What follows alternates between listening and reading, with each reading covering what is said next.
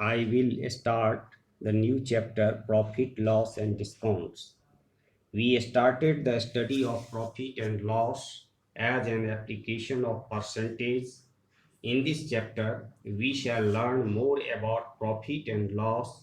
We shall also introduce the concepts of discount at an elementary level and will solve simple problems related to it. Profit and loss. You know that cost price, abbreviations CP. CP, cost price, SP, selling price. In case of profit or gain, that is if SP is greater than CP, selling price is greater than the cost price, then actual profit equal to SP minus CP, SP equal to profit plus CP, CP equal to SP minus profit, profit percent equal to profit by CP into 100, actual profit equal to CP into profit percent by 100, SP equal to CP, multiply common bracket 100 plus profit percent by 100, CP equal to 100 multiply SP by common bracket 100 plus profit percent. Now, in case of loss, that is if selling price is less than the cost price, SP is less than the CP, then actual loss equal to CP minus SP, SP equal to CP minus loss, CP equal to loss plus SP, loss percent equal to loss by CP into 100. So actual loss equal to CP multiply loss percent by 100, SP equal to CP, common bracket 100 minus loss percent by 100, CP equal to 100 multiply SP by common bracket 100 minus loss percent. It must always be kept in mind that overhead charges such as transportation charges, expenditure on repairs, etc., if any, are always included in the CP. Overhead expenses, that is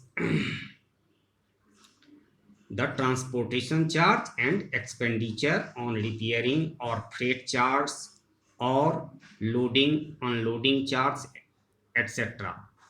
By now, the question one, by selling 144 hens, Maleshwari lost the SP of hens, SP of 6 hens.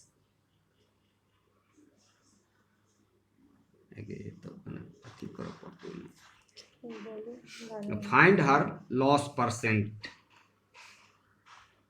Let SP of 1 hen equal to rupees 1. SP of 144 hens equal to rupees 144 multiply 1, that is rupees 144. Loss equal to SP of 6 hens equal to rupees 6 multiply 1 equal to rupees 6. Therefore, the CP of cost price of 144 hens equal to SP of 144 hens plus loss equal to rupees 144 plus 6, that is rupees 150. So loss percent equal to loss by CP into 100.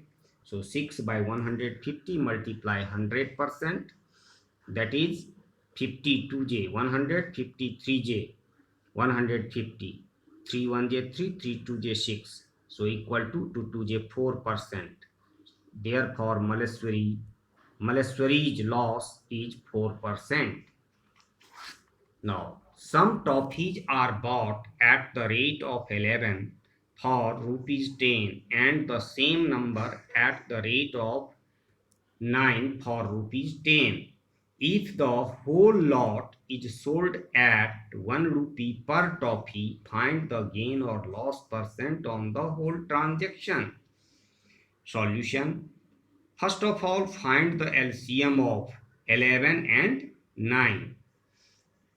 One kind of toffee, purchase 11 for 10 rupees, and another kind of toffees 9 for 10 rupees.